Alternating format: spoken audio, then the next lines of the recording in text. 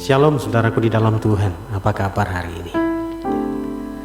Doa saya kita semua mengalami sukacita di dalam Tuhan tentunya. Karena Alkitab berkata sukacita itu adalah kekuatan kita. Yang percaya katakan amin. Dan hari ini saya ingin kita sama-sama belajar dari kebenaran firman Tuhan tentunya ya. Karena firman Tuhan berkata iman timbul dari pendengaran dan pendengaran akan firman Kristus. Mari buka Alkitab kita sama-sama. Kita akan belajar kebenaran firman Tuhan Bapak Ibu. Yang terambil dari Matius 14 ayatnya yang ke-13 sampai ayatnya yang ke-21. Yesus memberi makan 5.000 orang. Ya,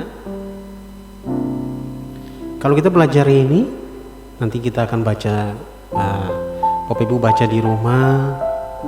Kita akan pelajari kenapa sampai terjadi mujizat. Ya, memang Alkitab berkata ya Yesus Tuhan. Tapi tahukah saudara bahwa apa yang Yesus lakukan ini adalah sebuah pembelajaran buat kita. Karena firman Tuhan berkata, apa yang aku lakukan bahkan kamu jauh melakukannya lebih besar dari apa yang aku lakukan hari ini. Ya. Bahkan 1 Yohanes 2 ayat 6 berkata, barang siapa mengatakan bahwa ia ada di dalam dia di situ huruf besar. Barang siapa mengatakan bahwa ia ada di dalam Yesus, dia wajib hidup sama seperti Kristus telah hidup. Jadi kita melihat bahwa dari pelajaran ini kita dapat belajar bersama-sama. Kenapa mujizat bisa terjadi? Ya, saya akan memberikan 5 poin buat kita menghadapi kondisi pandemi sekarang ini. Ya, poin yang pertama adalah kunci mujizat. Yang pertama adalah ayat yang ke-13. Setelah Yesus mendengar berita, ia menyingkirlah ia dari situ dan hendak mengasingkan diri dengan perahu ke tempat yang sunyi. Ayat yang ke-14, ketika Yesus mendarat, ia melihat orang banyak besar jumlahnya. Maka tergeraklah hatinya oleh belas kasihan kepada mereka dan ia menyembuhkan mereka yang sakit.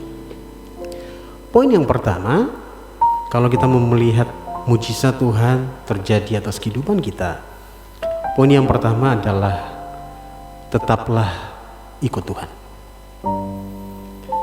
Kalau kita melihat orang-orang ini, mereka gak jemu-jemu untuk ikut Tuhan.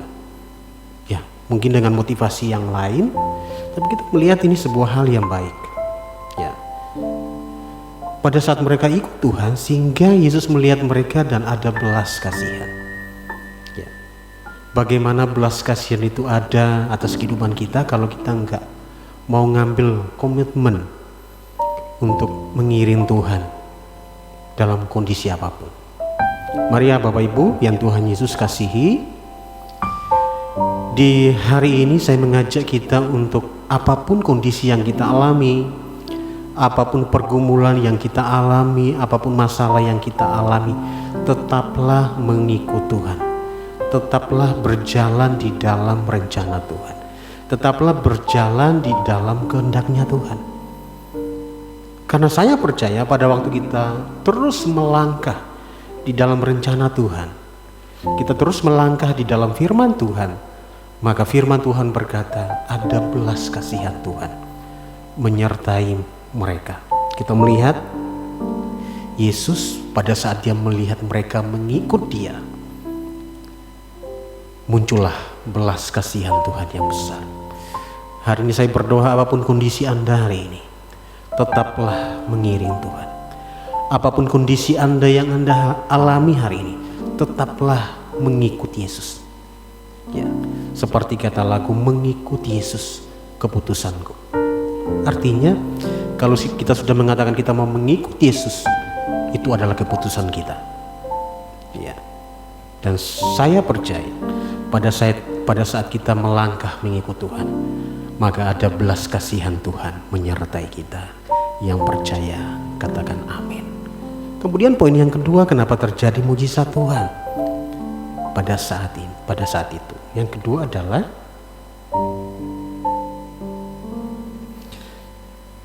ayat yang ke-16. Tetapi Yesus berkata kepada mereka, tidak perlu mereka pergi, kamu harus memberi mereka makan. Ayat yang 17, jawab mereka, yang ada pada kami di sini hanya 5 roti dan 2 ikan. Ya. Mujizat yang kedua yang terjadi pada saat itu adalah Tuhan itu nggak melihat seberapa banyak yang kita miliki. Tuhan itu nggak melihat seberapa banyak potensi yang kita punya. Tuhan itu nggak melihat seberapa banyak hal-hal yang kita miliki. Hari ini satu hal yang Tuhan mau. Apa yang Anda miliki hari ini? Apa yang ada pada Anda hari ini? Apa yang ada pada hidup Anda hari ini? Kerjakan itu. Kerjakan dengan segenap hati, bukan untuk manusia tapi untuk Tuhan. Mungkin saudara berkata, Tuhan, aku nggak punya apa-apa. Saya mau berkata, setiap proses penciptaan, firman Tuhan berkata bahwa kita ini diciptakan dahsyat dan ajaib. Kejadian 1 berkata, pada mulanya Allah menjadikan langit dan bumi. Dan kalau kita baca, semua yang dijadikan Tuhan, terutama manusia, sungguh amat baik. Jadi nggak ada manusia yang nggak baik. Semua manusia Tuhan sudah memberikan potensi di dalam hidup kita masing-masing. Tergantung bagaimana kita bisa mengaplikasikan, bagaimana kita bisa menangkap firman Tuhan ini dan melakukan apa yang ada padamu hari ini. Saya tahu di dalam hidup kita semua ada karunia yang Tuhan berikan. Gak usah melihat, tunggu mujizat Tuhan terbesar baru kita melangkah. Apa yang ada padamu hari ini kerjakan, ya. Jangan hidup dalam sebuah penyesalan. Tuhan mau supaya kita melangkah bersama dengan Tuhan. Apa yang ada padamu hari ini mungkin gak seberapa, tapi mulailah melangkah dengan hal-hal yang kecil. Kalau kita setia dengan hal yang kecil, Tuhan akan memberikan hal yang besar buat kita. Kalau kita setia dalam hal kecil, Tuhan akan percayakan sesuatu yang besar buat kita. Jadi yang ada padamu hari ini apa? Kerjakan itu. Maka mujizat Tuhan akan menyertai Anda. Amin. Ya. Poin yang ketiga adalah kenapa mujizat Tuhan terjadi, Bapak Ibu. Poin yang ketiga, ayat yang ke-18 berkata gini, Yesus berkata, bawalah kemari kepadaku.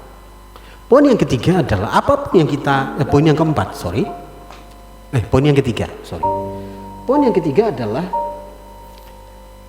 tadi poin yang pertama, tetap ikut Tuhan dalam kondisi apapun. Poin yang kedua adalah poin yang kedua adalah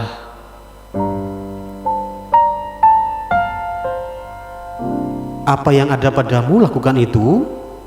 Kemudian poin yang ketiga yang akan saya jelaskan adalah serahkan apapun yang Anda miliki hari ini kepada Tuhan. Ya. Apapun yang Anda miliki hari ini mungkin gak seberapa yang ada pada Anda. Anda berkata, Tuhan ini hidupku, Tuhan ini aku punya, aku percaya. Ya, seperti janda Sarafat, Tuhan lakukan mujizat. Hari ini juga aku percaya mujizat yang sama, mujizat penyediaan Tuhan akan berikan kepadaku. Tuhan, ini apa yang aku miliki aku persembahkan kepadamu. Biarlah menjadi persembahan yang hidup, yang kudus dan yang berkenan kepadamu. Tuhan mau hidup kita Tuhan kita persembahkan kepada Tuhan. Ya, hati kita, hidup kita, semua yang kita miliki kita persembahkan kepada Tuhan. Maka saya percaya mujizat Tuhan akan terjadi atas kehidupan kita. Jadi Bapak Ibu, ayat yang ke-18, bawalah kemari kepadaku. Artinya hidup kita bawa kepada Tuhan lebih dan lebih lagi. Yang kedua, apapun yang kita punya kita bawa ke Tuhan tanpa motivasi apapun. Apapun yang kita miliki, Tuhan, aku hanya punya ini Tuhan, tapi aku persembahkan ini kepadamu. Tuhan, aku mau ini, aku punya planning ini Tuhan. Tuhan, aku menyerahkan planning ini ke hadapanmu. biarlah Tuhan, kehendak Tuhan yang jadi. Aku percaya Tuhan tidak pernah meninggalkan aku. Jadi apapun yang Anda miliki, serahkan kepada Tuhan. Lakukan sesuatu, segala sesuatu jangan memakai kekuatan kita sendiri. Ya, firman Tuhan berkata, terkutuklah orang yang mengandalkan kekuatannya sendiri, tetapi diberkatilah orang yang mengandalkan Tuhan. Ya, jadi hari ini apapun yang kita miliki, serahkan itu kepada Tuhan.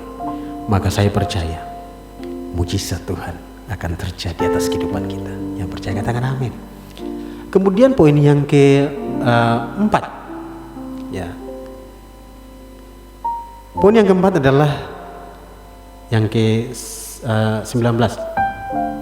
Lalu disuruhnya orang banyak itu duduk di tempat di rumput dan setelah diambilnya. Poin yang keempat adalah ini yang perlu kita lakukan. Apapun yang kita alami, apapun yang kita lakukan, apapun yang kita lagi pergumulkan, belajar untuk tenang menghadapi setiap masalah apapun. Ya. Kalau kita menghadapi masalah segala sesuatu, kita pakai firman Tuhan ini, ya. Apapun yang terjadi atas kehidupan kita, ada entah itu intimidasi atau apapun, kita belajar untuk duduk diam di dalam hadirat Tuhan. Kita belajar untuk minta kekuatan dari Tuhan. Kita belajar untuk menaruh pengharapan kita kepada Tuhan. Kemudian setelah kita duduk, kita memiliki kekuatan yang baru karena ada hadirat Tuhan. Dalam hadirat Tuhan ada kekuatan yang baru tentunya. Kemudian kita berdiri dan kita berkata, hai masalah, duduk di hadapanku. Hai persoalan, duduk di hadapanku. Saya percaya. Kenapa murid-murid begitu panik? Tuhan, bukankah ini begitu banyak, 5.000 orang. 5.000 orang. Bayangin, 5.000 orang berhadapan dengan 12 murid Tuhan, ditambah Yesus 13, dikelilingi oleh begitu banyak orang. Apakah mereka gak pusing melihat begitu banyak orang di sekeliling mereka? Tapi Alkitab berkata, Yesus berkata, suruh mereka duduk. Itulah kunci kemenangan, Bapak Ibu. Pada saat mereka duduk itulah kita bisa melihat, oh ternyata cuma segini. Kadang kenapa kita nggak bisa kuat menghadapi masalah? Karena kita membiarkan masalah di sekeliling kita itu berdiri, melampaui kekuatan kita. Sehingga kita nggak bisa melihat, oh ternyata segini. Oh ternyata hanya segini. Coba Bapak Ibu belajar. Pada saat kita menghadapi masalah, kita datang ke Tuhan, kita doa, kita minta pengurapan yang baru. Kemudian kita dengan otoritas yang Tuhan berikan, kita berkata, hai masalah, duduk di hadapanku. Hai masalah, duduk di hadapanku. Hai persoalan, aku perintahkan kau hari ini duduk. Dan pada saat kita perintahkan masalah itu duduk, kita baru sadar, kita melihat, oh ternyata hanya segini masalah. Ternyata saya bisa melakukan hal yang jauh lebih besar dari masalah yang saya alami. Perintahkan masalah itu duduk. Kunci ada mujizat Tuhan terjadi adalah Yesus menyuruh orang-orang itu duduk. Sehingga pada waktu mereka duduk, murid-muridnya baru melihat, oh ternyata cuma sedikit orang. Ternyata di balik masalah ada hal yang luar biasa yang Tuhan kerjakan. Yang percaya kasih tepuk tangan buat Tuhan kita dong, ya. Kemudian terakhir yang kelima adalah bagaimana supaya mujizat Tuhan itu terjadi. Poin yang kelima adalah ini yang perlu kita lakukan. Yang terakhir, dan setelah diambilnya 5 roti dan 2 ikan itu, Yesus menengadah ke langit dan mengucap berkat. Poin yang kelima yang perlu kita lakukan adalah apapun yang ada pada kita, kita belajar untuk berserah sama Tuhan. Ya, Yesus berkata gini, dan setelah diambilnya 5 roti dan 2 ekor ikan, Yesus menengadah ke langit dan mengucap berkat. Dalam kondisi apapun yang kita alami, poin yang kelima adalah senantiasa ucapkan berkat. Jangan ucapkan kutuk. Ucapkan berkat atas setiap apapun yang kita kerjakan, entah besar, entah kecil. Mari kita mengucap syukur. Ucapkan berkat atas keluarga kita. Ucapkan berkat atas rumah tangga kita. Ucapkanlah berkat atas tempat di mana kita bekerja. Ucapkanlah berkat dimanapun, kondisi apapun, tetap mengucap berkat di sana.